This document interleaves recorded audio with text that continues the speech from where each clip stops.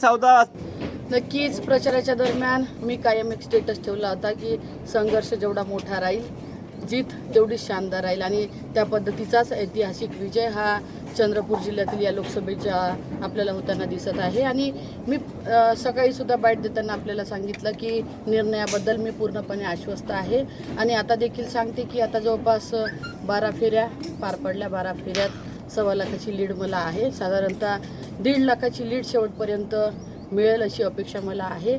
आणि नक्की हा विजय हा माझा विजय नसून सगळ्या जनतेचा, मतदाराचा, शेतकरी, कष्टकरी सगळ्या वर्गाचा हा ऐतिहासिक असा विजय असणार आहे। एका मोठ्या अपेक्षा होती तुम्हाला? नक्कीच आतापर्यंत आपण बघितलं असेल की धानोरकर कुटुंबात आम्ही जेव्हा उभं राहिलो, माझे मिस्टर सुरुवातीला आमदार होते तेव्हा त्यांनी एका कॅबिनेट मिनिस्टरलाच पाडलं।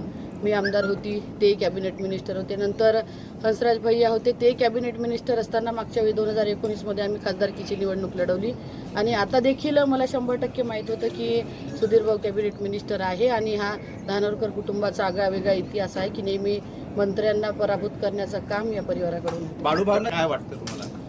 नक्कीच आपण मागच्या वेळेस बघितलं की निवडणुका या स्वतंत्र लढवल्या होत्या। यावेळेस महाविकास आघाडीसोबत होती, मागच्या वेळेस शिवसेना, राष्ट्रवादी, इंडिया आघाडीतले सगळे पक्ष सोबत नव्हते। आता नक्कीच यावेळेस इंडिया आघाडीतले सगळे पक्ष सोबत असल्यामुळे त्याचा फरक मतदारांवरती पडणार होता। आणि 10 वर्षापासून भाजपच्या सरकारला अक्षरशः जनता कंटाळली होती, त्यांना देखील कुठंतरी परिवर्तन हे पाहिजे होतं आणि परिवर्तन पाहिजे असल्यामुळे उत्स्फूर्त सगळे मतदार माझ्यासोबत होते आणि नक्की त्यांना अपेक्षित असणारं यश आजच्या निकालात आपल्याला दिसेल।